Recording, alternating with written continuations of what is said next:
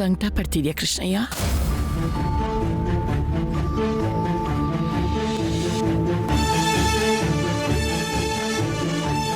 ಹೇಗಿದ್ಯಾ ಕೃಷ್ಣಯ್ಯ? ಚೆನ್ನಾಗಿದ್ದೀಯಾ ಅಂತ ಬಾಯಿ ಮಾತು ಕೂಡ ಕೇಳಲಿಲ್ಲ. ಹೊಣೆಗಾರಿಕೆಯ ಭಾರ ಹೊತ್ತಿರೋ ನನ್ನಂತ ಗಂಡಸಿಗೆ ಅನುಬಂಧ ಕೂಡ ಮತ್ತೊಂದು ಹೊಣೆಗಾರಿಕೆಯಾಗೇ ಕಾಣಿಸುತ್ತೆ. ಯಾಕಂದ್ರೆ ಯಾರಿಗೆ ಏನ್ ಮಾಡಬೇಕು, ಯಾರಿಗೆ ಏನ್ ಕೊಡಬೇಕು ಅಂತಾನೆ ನಾನು ಯೋಚಿಸ್ತಾ ಇರ್ತೀನಿ.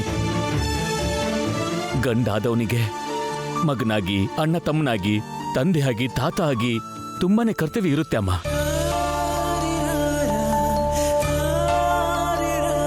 ಎಲ್ಲರಿಗೂ ನ್ಯಾಯ ಕೊಡಿಸ್ಬೇಕು ಅನ್ನೋ ಆಸೆ, ಕೊಡ್ಸೋಕಾಗಿಲ್ವೇನೋ ಅನ್ನೋ ಕಳವಳ, ಮಾಡ್ಲೇಬೇಕು ಅನ್ನೋ ಹಠ ಎಲ್ಲನೂ ಇರುತ್ತಮ್ಮ. ಅದೇ ಕಾರಣಕ್ಕೆ ಗಂಡಿನ ಮಾತು ಮನ್ಸಿಗೆ ತುಂಬಾ ಕಠೋರವಾಗಿ ಕೇಳಿಸುತ್ತೆ. ಆದ್ರೆ ಈ ಹೆಂಗಸರಿಷ್ಟು ಕಠೋರವಾಗಿ ಹೇಗಿರ್ತಾರಮ್ಮ?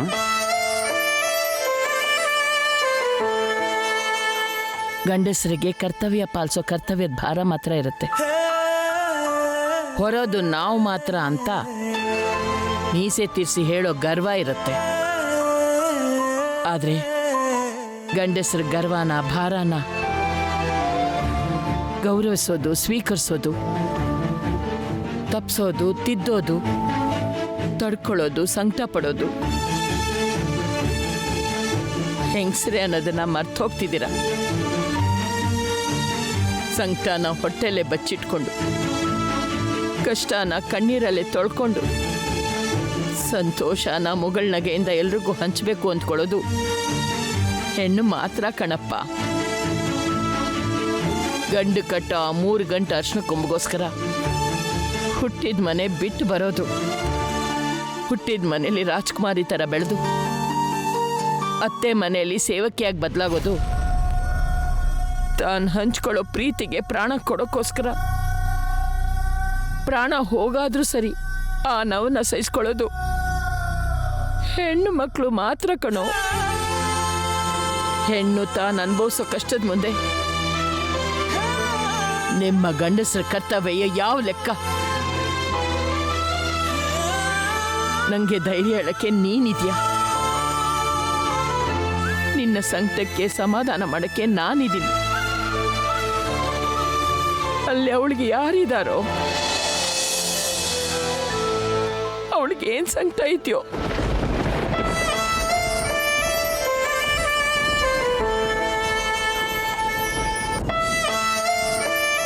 ಅಮ್ಮ,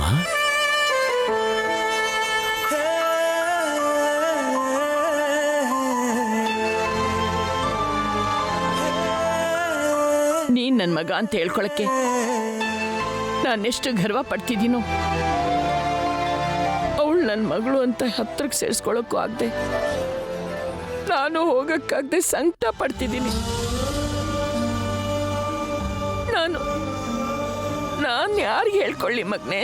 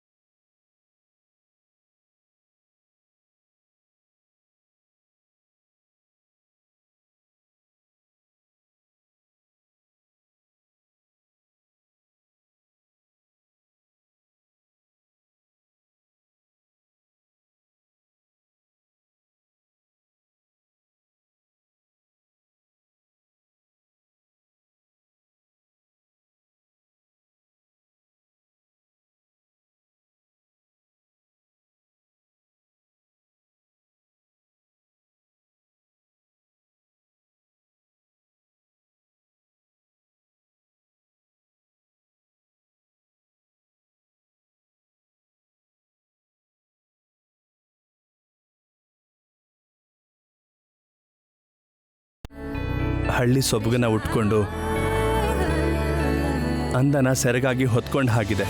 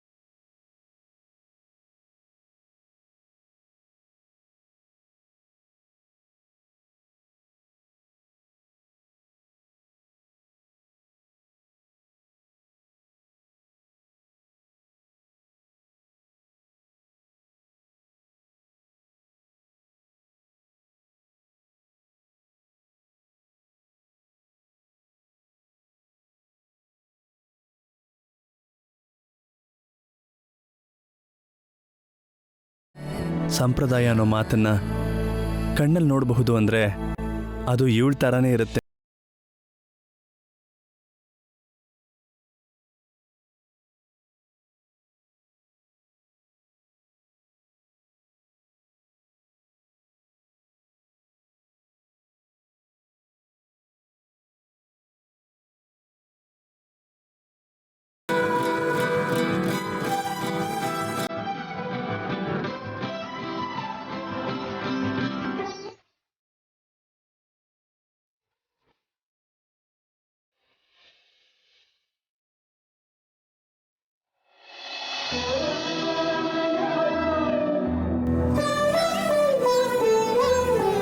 ಹುತ್ತಕ್ಕೆ ಹಾಲೇರಿ ಅಂದೆ, ಎರ್ದೆ. ತುಳಸಿ ಮಾತೆಗೆ ನೀರು ಹಾಕು ಅಂದೆ, ಹಾಕ್ದೆ. ಇನ್ನೇನು ಉಳ್ದಿಲ್ಲ ಅಲ್ವಾ ಅಜ್ಜಿ? ಅಷ್ಟಕ್ಕೆ ಎಲ್ಲಿ ಮುಗಿಯುತ್ತೆ? ಇವತ್ತು ಕಾರ್ತಿಕ್ ಹುಣ್ಣಿಮೆ. ಸಂಜೆ 365 ದೀಪ ಹಚ್ಚಿ ನೀರಲ್ಲಿ ಬಿಡಬೇಕು.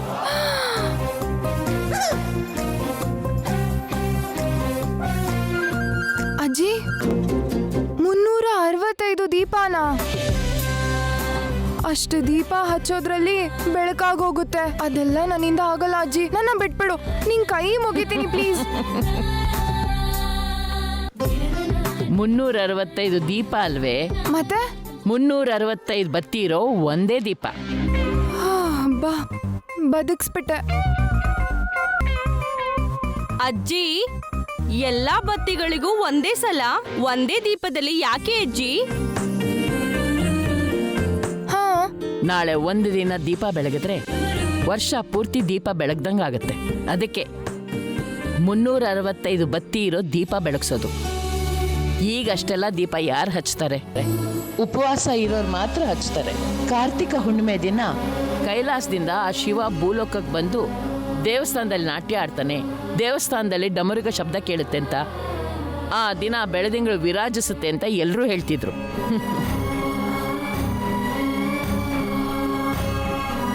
ಆ ಬೆಳಕನ್ನು ನೋಡೋದಕ್ಕೆ ದೇವಾಲಯದ ಸುತ್ತ ಜನ ಕಿಕ್ಕಿರ್ದು ಸೇರ್ತಿದ್ರಂತೆ. ಸರಿ ಸರಿ, ಪೂಜೆ ಆಯ್ತಲ್ವಾ? ಟಿಫಿನ್ ಮಾಡೋಣಂತೆ ಬನ್ನಿ.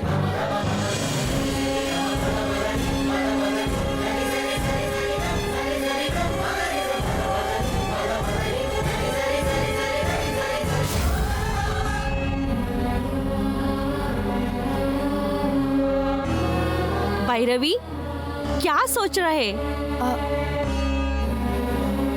ಅಜ್ಜಿ ಹೇಳಿದ್ದನ್ನೆಲ್ಲ ನೋಡ್ಬೇಕನ್ಸ್ತದೆ. ಜರೀನಾ, ಅದನ್ನೆಲ್ಲ ನೋಡ್ಬೇಕು ಅಂದ್ರೆ ಕಾರ್ತಿಕ ಹುಣ್ಣಿಮೆ ದಿನ ನಾವೆಲ್ಲ ಆ ದೇವಸ್ಥಾನದ ಹತ್ರ ಹೋಗ್ಬೇಕು.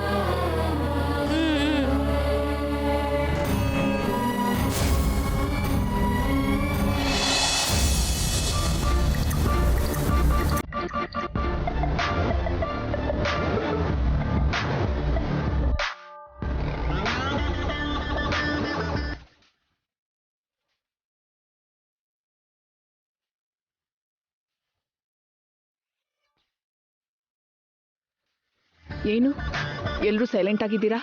ಅಡ್ರೆಸ್ಗೋಸ್ಕರ ಕಾರ್ತಿಕ ಪೌರ್ಣಮಿ ದಿನ ಯಾಕೆ ಹೋದ್ರಿ madam? Any reason particularly about the day? Yes, ಮನುಷ್ಯ ತನ್ನ ತಿಳುವಳಿಕೆಯಿಂದ ತನ್ಗಿರೋ ಸಾಂಕೇತಿಕ ಪರಿಜ್ಞಾನದಿಂದ ಎಷ್ಟೋ ವಿಷಯ ತಿಳ್ಕೊಂಡಿದ್ದಾನೆ, ಏನೇನೋ ತಯಾರಿಸಿದಾನೆ. ನಡೆಯೋದಕ್ಕೆ ಚಪ್ಪಲಿ, ಅಡುಗೆ ಮಾಡೋದಕ್ಕೆ ಪಾತ್ರೆ, ಹಾಕೊಳ್ಳೋಕೆ ಬಟ್ಟೆಯಿಂದ ಹಿಡಿದು ಎಲ್ಲ ತಯಾರು ಮಾಡಿದ್ದಾನೆ. ಸಣ್ಣ ಸಣ್ಣ ಪಿನ್ನಿಂದ ಗನ್ವರೆಗೂ, ಬರೆಯೋ ಪೇಪರಿಂದ ಹಿಡಿದು ಹಾರೋ ಫ್ಲೈಟ್ವರೆಗೂ, ಜಡೆಗೆ ಹಾಕೊಳ್ಳೋ ಕ್ಲಿಪ್ನಿಂದ ಸಮುದ್ರದಲ್ಲಿ ಪ್ರಯಾಣ ಮಾಡೋ ಶಿಪ್ವರೆಗೂ,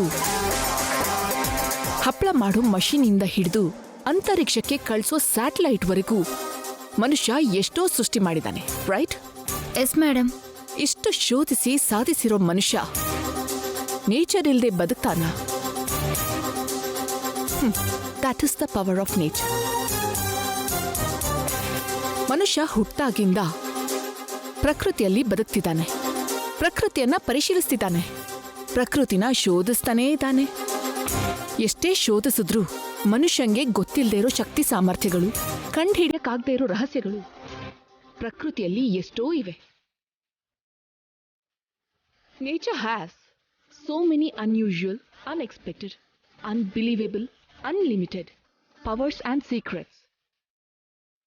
ಬಯೋಲಾಜಿಕಲ್ ಆಗಿ ಪ್ರಕೃತಿ ಬಗ್ಗೆ ಮನುಷ್ಯ ತಿಳ್ಕೊಂಡಿರೋ ಎಷ್ಟೋ ವಿಷಯಗಳಲ್ಲಿ ಆಕ್ಟಿವಿಟಿ ಆಫ್ ಪ್ಲಾಂಟ್ಸ್ ಅನ್ನೋದು ತುಂಬಾ ಮುಖ್ಯವಾದದ್ದು. ಸಸ್ಯ ಜಾತಿಯಲ್ಲಿ ಆಲ್ಮೋಸ್ಟ್ ತುಂಬಾ ಸಸ್ಯಗಳು ಮೂನ್ಲೈಟಲ್ಲಿ ಪ್ರತ್ಯೇಕವಾಗಿ ಆಕರ್ಷಣಾ ಶಕ್ತಿಯನ್ನ ಪಡ್ಕೊಳ್ತವೆ. ಶರತ್ ಋತುವಿನಲ್ಲಿ ಹುಣ್ಣಿಮೆ ಬೆಳಕು ಸ್ಪ್ರೆಡ್ ಆಗೋ ಟೈಮಲ್ಲಿ ಸಸ್ಯಗಳು ಸುಧಾರಸವನ್ನ ರಿಲೀಸ್ ಮಾಡ್ತವೆ. ಇದನ್ನೇ ಆಂಬ್ರೋಸಿಯಾ ಅಂತಾರೆ. ಆ ಹುಣ್ಣಿಮೆ ಬೆಳಕು ಸ್ಪ್ರೆಡ್ ಆಗುವಾಗ ಸಸ್ಯಗಳಲ್ಲಿ ವಿಶೇಷವಾದ ಔಷಧಿ ಗುಣ ಸೇರ್ಕೊಳ್ಳುತ್ತೆ. ಅಂಥ ಔಷಧಿ ಗುಣ ಇರೋ ಸಸ್ಯಗಳು ನಾಗವರದಲ್ಲಿ ತುಂಬಾ ಇವೆ. ಹೌದಾ ಮೇಡಮ್? ಎಸ್. ಆ ನಾಗವರಕ್ಕೆ ಇನ್ನೊಂದು ಪ್ರತ್ಯೇಕತೆ ಇದೆ. ಏನ್ ಮೇಡಮ್ ಅದು? ಕಾರ್ತಿಕ ಹುಣ್ಣಿಮೆ ದಿನ ಬೇರೆ ಎಲ್ಲಾ ಕಡೆ ಸ್ಪ್ರೆಡ್ ಆಗೋ ಬೆಳದಿಂಗಳಿಗಿಂತ ಆ ನಾಗವರದಲ್ಲಿ ಇರೋ ಗುಡಿ ಸುತ್ತ ಹರಡೋ ಬೆಳದಿಂಗಳ ಬೆಳಕು 100 ಪಟ್ಟು ಶಕ್ತಿಯುತವಾದದ್ದು. It's an unbelievable, wonderful miracle of Nagavara. So guys, I want to go there and catch that. Okay madam.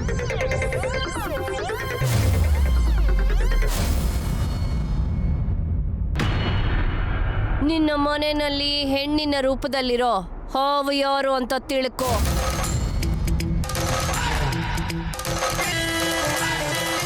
ಈ ಮನೆಯಲ್ಲಿ ಮನುಷ್ಯನ ರೂಪದಲ್ಲಿರೋ ಹಾವು ಯಾರಪ್ಪ? ಹೇಗ್ ನಾನು ಕಂಡು ಹಿಡಿಯೋದು? ಅಯ್ಯೋ, ಏನ್ರಿ, ಇಲ್ಲಿ ನೋಡಿ, ನಮ್ ಹೊಲದಲ್ಲಿ ಜೇನುತುಪ್ಪ ಸಿಕ್ಕಿದೆ, ಬೇಕಾ? ಬೇಡವಾ? ಓಕೆ.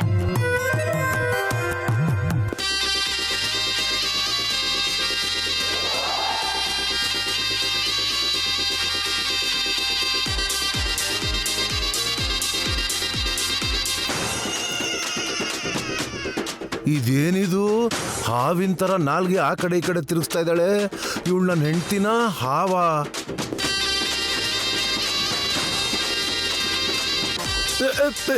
ಏನೇ, ಯಾಕೆ ಹಾಗೆ ನೆಗ್ತಾ ಇದೆಯಾ? ಏನ್ರಿ ನೀವು ಯಾವಾಗ್ಲೂ ಹಿಂಗೆ ಅಂತೀರಾ? ನಂಗೆ ಹಿಂಗೆ ತಿನ್ನಕ್ ಬರೋದು, ನೀವ್ ಯಾವಾಗ್ಲೂ ಹಿಂಗೆ. ಹೋಗ್ರಿ. ಇವಳು ಹಾವ ಮನುಷ್ಯಳ ಅಂತ ಈಗಲೇ ಕಂಡುಹಿಡಿಬೇಕು. ಕಂಡುಹಿಡಿತೀನಿ.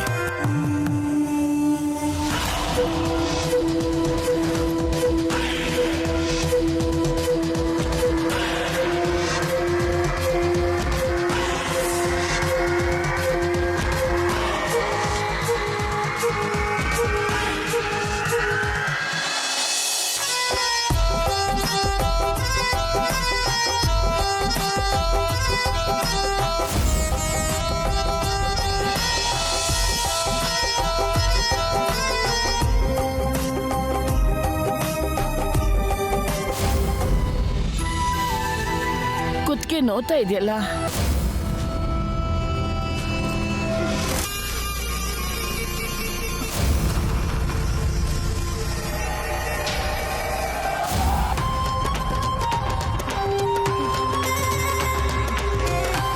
ಅಯ್ಯೋ ನಮ್ಮಪ್ಪನೇ.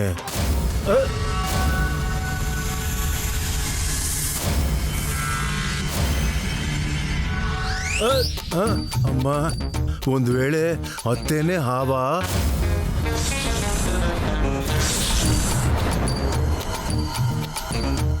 ಇಲ್ಲಿ ಅತ್ತೆ ಹಾವ ಇಲ್ಲ ನನ್ನ ಹೆಂಡತಿ ಹಾವ? ಅಮ್ಮ,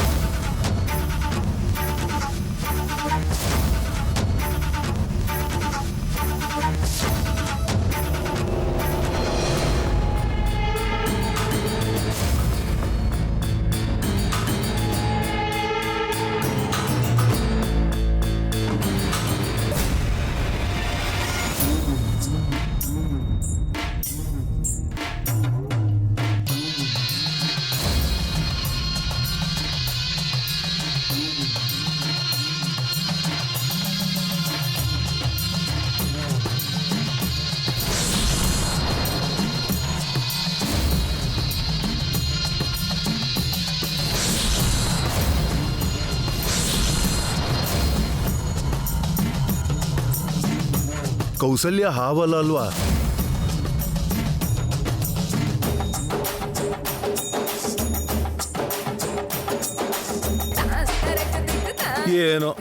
ಏನು ಅರ್ಥ ಆಗ್ತಾ ಇಲ್ಲ. ಮನೆಯಲ್ಲಿ ಮನುಷ್ಯನ ರೂಪದಲ್ಲಿ ಹಾವಿದೆ ಅಂತ ಮಾಂತ್ರಿಗಳು ಹೇಳಿದ್ಲು. ಮನೇಲಿ ಯಾರನ್ನ ನೋಡಿದ್ರು ಹಾವುಗಳ ತರನೇ ಕಾಣ್ತಾ ಇದ್ದಾರೆ. ಯಾರು ಹಾವೋ ಯಾರು? ಇದೇನಪ್ಪ ದೇವ್ರೇ?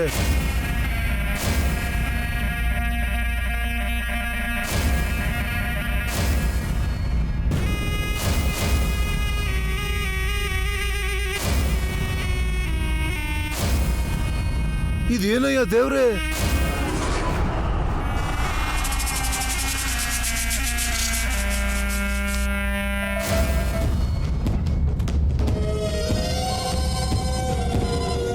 ಅಬ್ಬಾ, ಹುತ್ತದಲ್ಲಿ ಕೂಡ ಮೊಟ್ಟೆ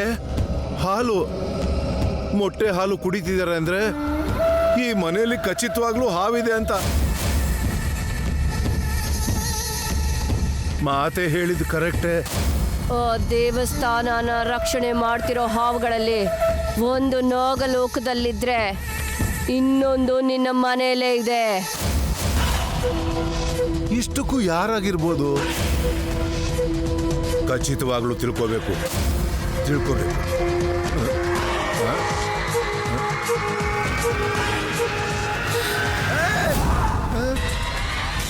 ಅಮ್ಮ, ಹಾಲೇನು ವಿಷದ ಥರ ಇಷ್ಟೊಂದು ಘಾಟಾಗಿ ವಾಸನೆ ಬರ್ತಿದೆ? ಖಂಡಿತವಾಗ್ಲೂ ಈ ಹಾಲನ್ನು ಕುಡಿದಿದ್ದ ಹಾವೇ. ಈ ಎಂಜಿಲ್ ಪಾತ್ರೆನ ನೀವ್ಯಾಕೆ ಇಟ್ಕೊಂಡಿದ್ದೀರಾ ಯಜಮಾನ್ರೆ? ಈ ಮಲ್ಲಿ ಏನಾದ್ರೂ ಕುಡಿದ್ಲಾ?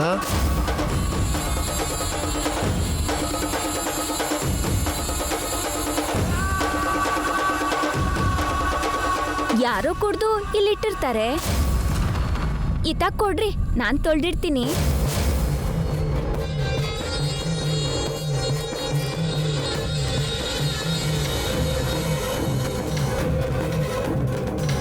ನನ್ನ ಮೇಲೆ ಯಾರಿಗೂ ಅನುಮಾನ ಬರಬಾರ್ದು.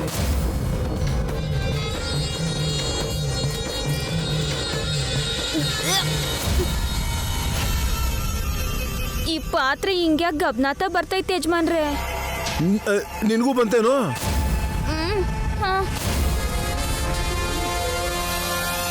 ಅಂದ್ರೆ ಈ ಹಾಲು ಕುಡ್ದಿದ್ ಮಲ್ಲಿ ಅಲ್ಲ ಅಂತ ಆಯ್ತು. ಕುಡ್ದವ್ರು ಯಾರು, ಅದ್ಯಾರು ಮೊದಲು ಕಂಡುಹಿಡಿಬೇಕು.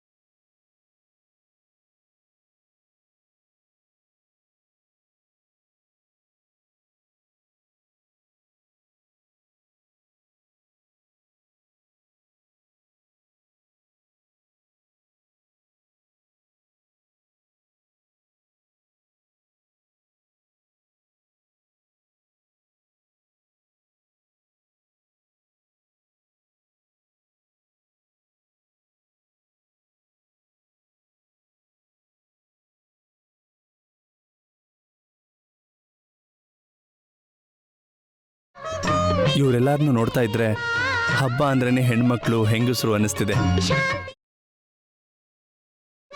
ಓಡಾಟ, ಪೂಜೆ, ಉಪವಾಸ, ಪ್ರಾರ್ಥನೆ, ದಾನ, ಧರ್ಮ ಇದೆಲ್ಲ ಮಾಡೋದು ಹೆಣ್ಮಕ್ಳೇ.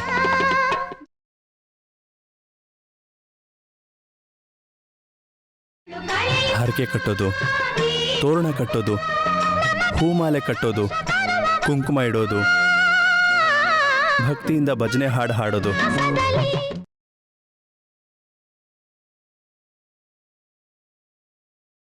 ಹಬ್ಬದ ಅಡುಗೆ ಮಾಡೋದ್ರಿಂದ ಹಿಡಿದು ಅದನ್ನ ಬಡಿಸಿ ಎಲ್ರಿಗೂ ಹಂಚಿ ಆಮೇಲೆ ಎಲ್ಲ ಸ್ವಚ್ಛಗೊಳಿಸೋದು. ಹಬ್ಬ ಬರ್ತಿದೆ ಅಂದ ಕೂಡಲೇ ಎಲ್ಲ ರೀತಿ ತಯಾರಿ ಮಾಡೋದು ಹೆಣ್ಮಕ್ಳೇ.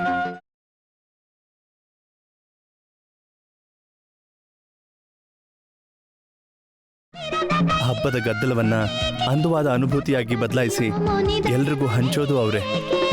ಅಂತ ಹಬ್ಬದ ದಿನ ಮನಸ್ಸಿಗೆ ಇಷ್ಟವಾದ ಹುಡುಗಿ ಕಣ್ಮುಂದೆ ಇದ್ರೆ ಆನಂದನ ವರ್ಣಿಸೋಕೆ ಆಗಲ್ಲ.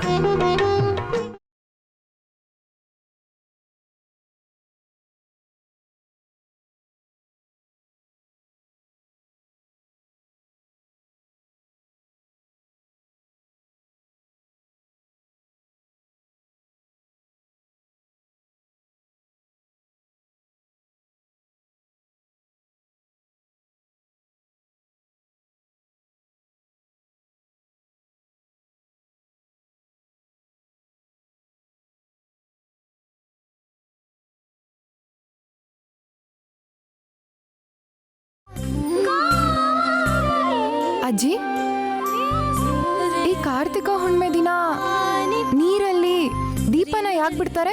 ಈ ಕಾರ್ತಿಕ್ ಮಾಸದಲ್ಲಿ ಸೂರ್ಯ ಉದಯ ಆಗಕ್ ಮುಂಚೆನೆ ಹೇಳೋದು, ತಣ್ಣೀರಲ್ಲಿ ಸ್ನಾನ ಮಾಡೋದು, ದೀಪಾರಾಧನೆ ಮಾಡೋದು, ಉಪವಾಸ ಮಾಡೋದು ಮಾಡ್ತಾರೆ.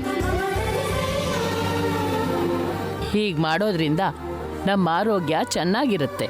ನಮ್ಮ ಜೀವನ ಕ್ರಮಶಿಕ್ಷಣದಿಂದ ಕೂಡಿರೋ ಒಂದು ಪದ್ಧತಿಗೆ ಹೊಂದ್ಕೊಳ್ಳುತ್ತೆ. ಈ ಥರದ ಕ್ರಮಶಿಕ್ಷಣಕ್ಕೆ ಹೊಂದ್ಕೊಂಡ್ರೆ ಶಾರೀರಿಕವಾಗಿ, ಮಾನಸಿಕವಾಗಿ, ಆಧ್ಯಾತ್ಮಿಕವಾಗಿ ದೃಢವಾಗಿರ್ತೀವಿ. ಅದಕ್ಕೆ ಈ ಕಾರ್ತಿಕ್ ಮಾಸನ ಹಿರಿಯರು ಆರೋಗ್ಯ ಮಾಸ ಅಂತಲೂ ಹೇಳ್ತಾರೆ.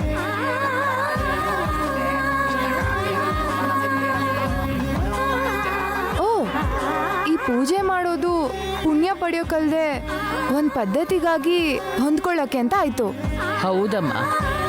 ಹೌದಾ ಅಜ್ಜಿ, ನೀವು ಹೇಳಿದ್ದು ಬಹುತ್ ಅಚ್ಚಾ ಹೇ. ಆದ್ರೆ ನಂದು ಒಂದು ಸಣ್ಣ ಡೌಟು. ಏನು?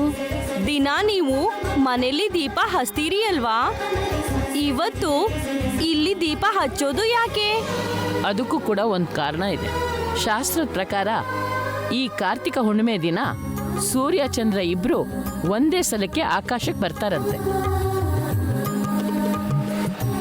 ಆ ಸೂರ್ಯಚಂದ್ರ ಇಬ್ರು ತಮ್ಮ ಬೆಳಕಿನ ಪ್ರಕಾಶದಿಂದ ಪ್ರಕೃತಿಯನ್ನ ಇನ್ನೂ ಕಾಂತಿಯುತವಾಗಿ ಶಕ್ತಿವಂತರನ್ನಾಗಿ ಮಾಡುತ್ತಂತೆ.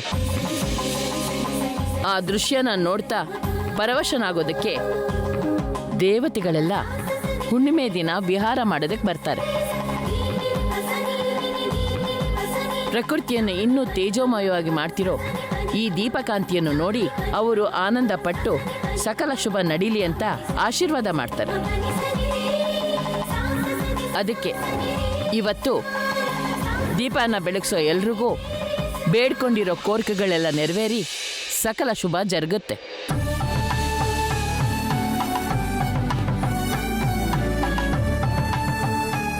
ಅಜ್ಜಿ, ಅಂದರೆ ನಾನು ದೀಪ ಬೆಳಗಿಸಿ ನೀರಲ್ಲಿ ಬಿಡ್ಬೋದಾ? ಹೆಣ್ಮಕ್ಳು ಬಿಟ್ಟು ಗಂಡ್ಮಕ್ಳು ದೀಪ ಬೆಳಗಿಸ್ಬಾರ್ದಪ್ಪ. ಅದ್ಯಾಕೆ? ದೇವತೆಗಳೇ ಆಶೀರ್ವಾದ ಮಾಡ್ತಾರೆ ಅಂತ ಅಜ್ಜಿನೇ ಹೇಳಿದ್ರು. ಅಂದರೆ ಅವರು ಹೆಣ್ಮಕ್ಳಿಗೆ ಬಿಟ್ಟು ಗಂಡು ಮಕ್ಳಿಗೆ ಆಶೀರ್ವಾದ ಮಾಡಲ್ವಾ?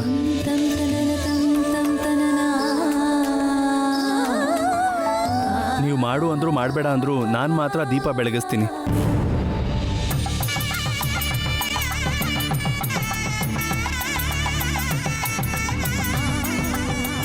ಅಂದರೆ ಆ ಪುಣ್ಯ ನನಗೋಸ್ಕರ ಅಲ್ಲ, ನಮ್ಮ ಅಮ್ಮನಿಗೋಸ್ಕರ.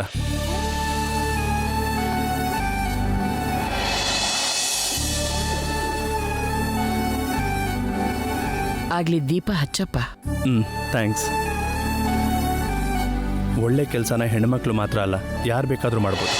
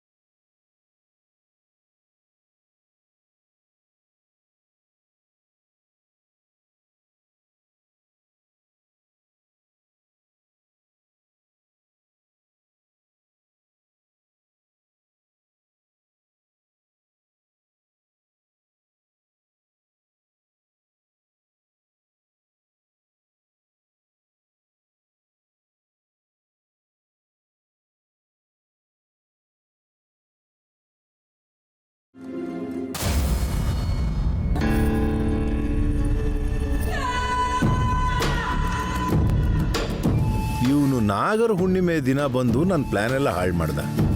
ಈಗ ಕಾರ್ತಿಕ ಹುಣ್ಣಿಮೆಗೂ ಇಲ್ಲಿ ಬಂದಿದ್ದಾನೆ. ಇವನು ಅಲ್ಲಿಗೆ ಬರ್ದೇ ಇರೋಗೆ ಹೇಗಪ್ಪ ತಡೆಯೋದು? ಹೇಗಪ್ಪ?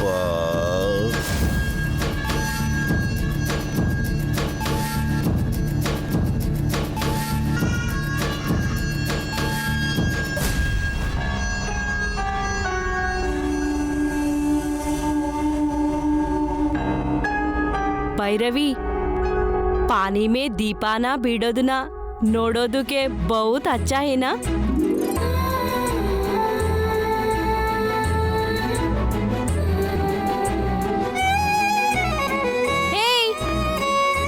क्या सोच रहे?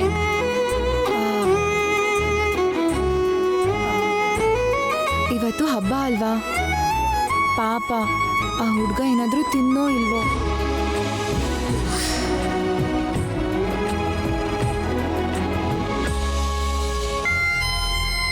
ಅವನು ತಿನ್ನೋದ್ರಲ್ಲೋ ಕುಡಿಯೋದ್ರಲ್ಲೋ ಏನೋ ಒಂದು ಮಿಕ್ಸ್ ಮಾಡಬೇಕು. ಆಗ ಅವನು ಇಲ್ಲೇ ಬಿದ್ದಿರ್ತಾನೆ, ಒಂದು ಪೀಡೆ ತೊಲಗ್ದಂಗೆ ಆಗುತ್ತೆ. ಇದೇ ಕರೆಕ್ಟ್. ಭೈರವಿ, ಈಗಷ್ಟೇ ಚೋಟುಗೆ ಕೌಸಲ್ಯ ಆಂಟಿ ತಿನ್ನಿಸ್ತಾ ಇದ್ರು. ಏಯ್, ನಾನು ಹೇಳ್ತಾ ಇರೋದು ಚೋಟುಗಲ್ವೇ, ಮತ್ತೆ ಅರ್ಜುನ್ ಬಗ್ಗೆ. ಛೀ, ಹೋಗು ಅನ್ನೋದ್ರಿಂದ ಅಯ್ಯೋ ಪಾಪ ಅನ್ನೋವರೆಗೂ ಬಂತ ನಿನ್ ಗಾಡಿ. ನನ್ನ 2-3 ಸಲ ಸೇವ್ ಮಾಡಿದ್ದಾನೆ. ನನಗೆ ಸಪೋರ್ಟಿವ್ ಆಗಿ ಕೂಡ ಮಾತಾಡ್ತಾ ಇದ್ದಾನೆ. ಒಳ್ಳೆಯವನು ಅನ್ಸುತ್ತೆ ಪಾಪ. ಅಬ್ಬಾ, ಮುಜೆ ಸಮಜ್ ಹೋ ಗಯಾ. ಏನ್ ಅರ್ಥ ಆಯ್ತು? ನೀನು ಇವಾಗ ಬಾಕ್ಸ್ ಲೇಕೆ ಜಾತಾ, ಅಲ್ಲಿ ಇಬ್ರು ಡ್ಯಾಶ್ ಹೊಡಿತೀರಾ. ನಿಂದು ಬಟ್ಟು ಅವನಿಗೆ ಅಂಟ್ಕೊಳ್ಳುತ್ತೆ. ಹಾ ಛೀ, ಹೋಗೆ. ಹಾ? ಅರೆ ಅರೆ ಅರೆ ಅರೆ ಅಷ್ಟೇ ಅಲ್ವಾ? ಅಮ್ಮ ಭೈರವಿ, ಆ ಹುಡುಗ ಏನಾದ್ರು ತಿಂದಿದಾನೋ ಇಲ್ವೋ, ಇದನ್ನ ತಗೊಂಡೋಗಿ ಕೊಟ್ಬಾಮ್ಮ.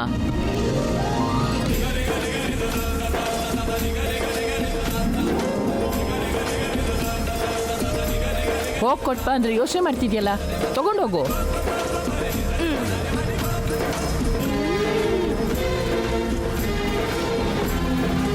ನಿಂಗೆ ಒಳ್ಳೆ ಚಾನ್ಸ್ ಬಂದಿದೆ, ಜಲ್ದಿ ಲೇಕೆ ಜಾವ್.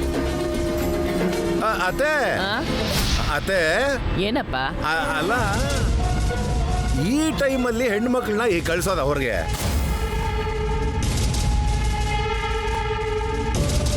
ಅಮ್ಮ ಭೈರವಿ, ಇಲ್ಲಿ ಕೊಡಮ್ಮ, ನಾನೇ ಕೊಟ್ಬಿಟ್ಟು ಬರ್ತೀನಿ. ಗೊತ್ತಿರೋ ಹುಡುಗ ತಾನೆ, ಅವಳಿಗೆ ಹೋಗಕ್ ಬಿಡು. ಕೊಟ್ಟು ಬಂದ್ರೆ ಏನಾಗತ್ತೆ? ಹೋಗ್ತಿರೋದು ಬೇರೆ ಬೀದಿಗೋ ಊರಿಗೋ ಅಲ್ಲ ಅಲ್ವಾ, ನಮ್ಮ ಮನೆ ಮುಂದೆ ಇರೋ ಟೆಂಟ್ ಹತ್ರನೇ ಅಲ್ವಾ. ಭೈರವಿ, ನೀನು ಹೋಗಿ ಕೊಟ್ಬಾಮ್ಮ. ಅತ್ತೆ, ಈ ದಿನ 7 ಗಂಟೆ ಆದ್ಮೇಲೆ ಹೊಸಲು ದಾಟಬಾರ್ದು ಅಂತ ಊರೆಲ್ಲ ಸಾರಿದ್ದಾರೆ. ಇಂಥ ಟೈಮಲ್ಲಿ ಭೈರವಿನ ಹೊರಗೆ ಕಳ್ಸೋದು ನಿಮ್ಗೆ ಸರಿ ಅನ್ಸುತ್ತಾ? ಇಲ್ಲಿ ಕೊಡಮ್ಮ ಭೈರವಿ, ನಾನೇ ಕೊಟ್ಬಿಡ್ತೀನಿ. ಯಾವಾಗ ಎಲ್ಲಿಂದ ಪ್ರಮಾದ ಬರುತ್ತೆ ಅಂತ ನಾವು ಸಾಯ್ತಾ ಇದೀವಿ, ನೀವು ಈ ಟೈಮಲ್ಲಿ ಅವಳನ್ನ ಅಲ್ಲಿ ಕಳಿಸ್ತಾ ಇದ್ದೀರಾ. ಯಾಕೋ ನಿಮ್ದು ಮೊದಲೇ ಕಾಲ ಕೆಟ್ಟೋಗಿದೆ ಅಂತ ನಾವು ಹೇಳ್ತಾ ಇದೀವಿ. ಈ ಟೈಮಲ್ಲಿ ಭೈರವಿನ ಹೊರಗೆ ಕಳಿಸ್ತಾರಂತೆ. ಮಾಡೋ ಕೆಲಸ ಇಲ್ಲ, ಏನೋ ಒಂದು ಮಾಡ್ತಾ ಇರಬೇಕು ಅಂತ. ಮಾವ ಹೇಳಿದ್ದು ನಿಜ ತಾನೆ. ಹೊತ್ತಾಗಕ್ ಮುಂಚೆ ಬಂದು ಮಲ್ಕೊಳ್ಳಿ. ಬನ್ನಿ.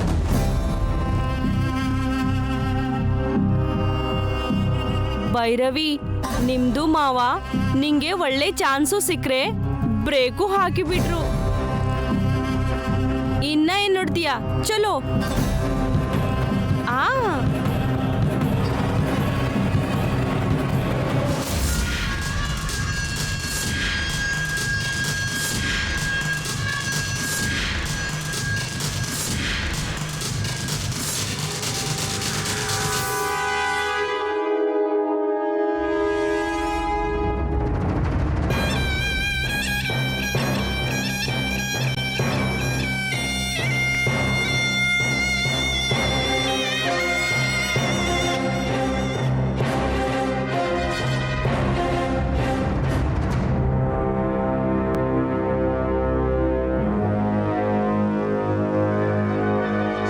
ಪ್ರಸಾದ ತಿಂತೀಯನೋ? ಪ್ರಸಾದ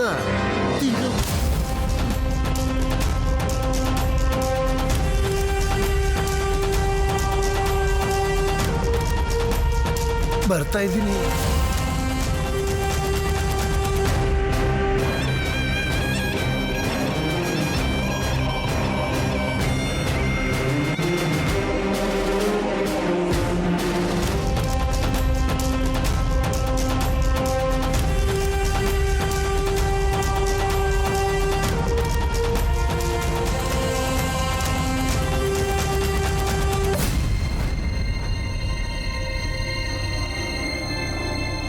ಅಪ್ಪ ನಾಗಾರ್ಜುನ.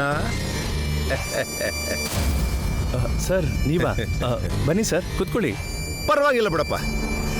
ಅತ್ತೆಯವರು ನಿನಗಿದನ್ನು ಕೊಟ್ಟು ಬಾ ಅಂದ್ರು. ತಗೋ.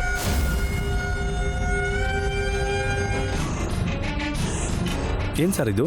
ಒಳಗಡೆ ಏನಿದೆಯೋ ನಾನು ನೋಡಿಲ್ಲಪ್ಪ.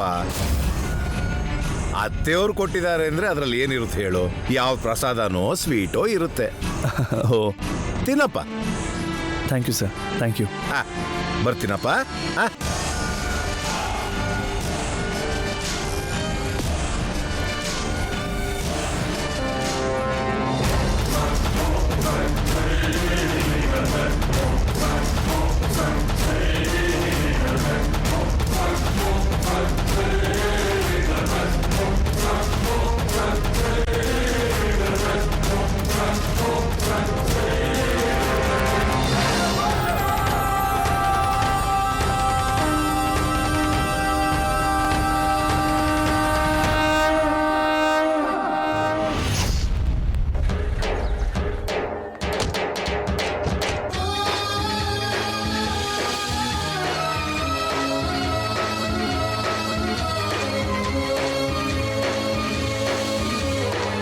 ಈ ಬಾಕ್ಸ್ ಕೂಡ ಭೈರವಿನೇ ತಂದು ಕೊಟ್ಟಿದ್ರೆ ಎಷ್ಟು ಚೆನ್ನಾಗಿರ್ತಿತ್ತು.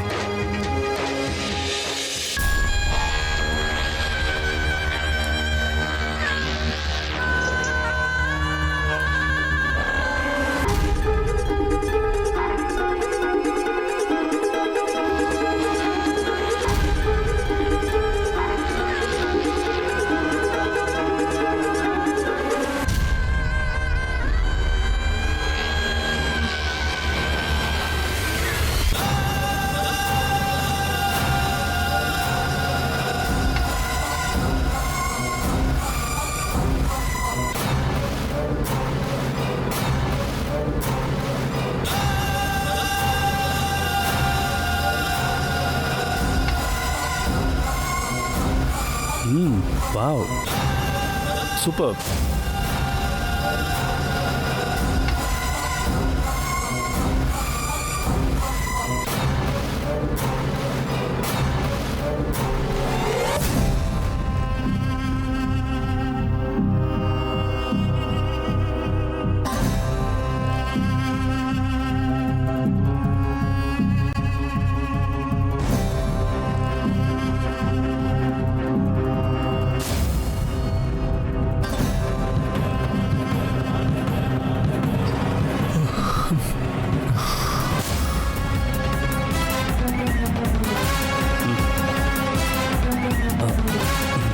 ಯಾಕೋ ನಿದ್ದೆ ಬಂದ ಹಾಗಾಗ್ತಿದೆಯಲ್ಲ.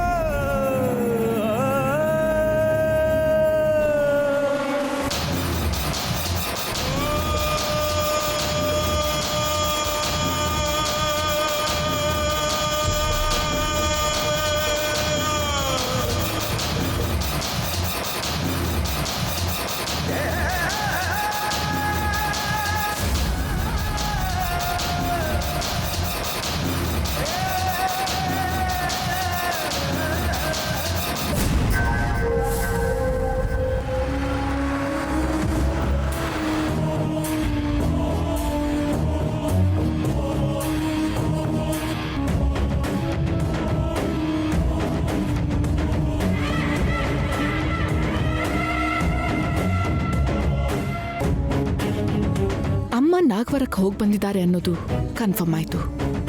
ಅರ್ಜುನ್ ಕೂಡ ನಾಗವಾರದಲ್ಲೇ ಇದ್ದಾನೆ ಅನ್ನೋದು ನನ್ನ ಡೌಟ್. ಅಕಸ್ಮಾತ್ ಅವನೇನಾದ್ರೂ ನನ್ನ ಎದುರಿಗೆ ಬಂದ್ರೆ ಅವನು ನನ್ನ ಕಾರ್ ಗುರುತು ಹಿಡಿಬಾರ್ದು ಅಂತ ಕಾರ್ ಬದಲಾಯಿಸಿದ್ದೀನಿ. ಅಲ್ಲಿಗೆ ಹೋದ್ಮೇಲೆ ನನ್ನ ಫೇಸನ್ನು ಕೂಡ ಕವರ್ ಮಾಡ್ಕೊಳ್ಳೋದೇ ಬೆಟರ್.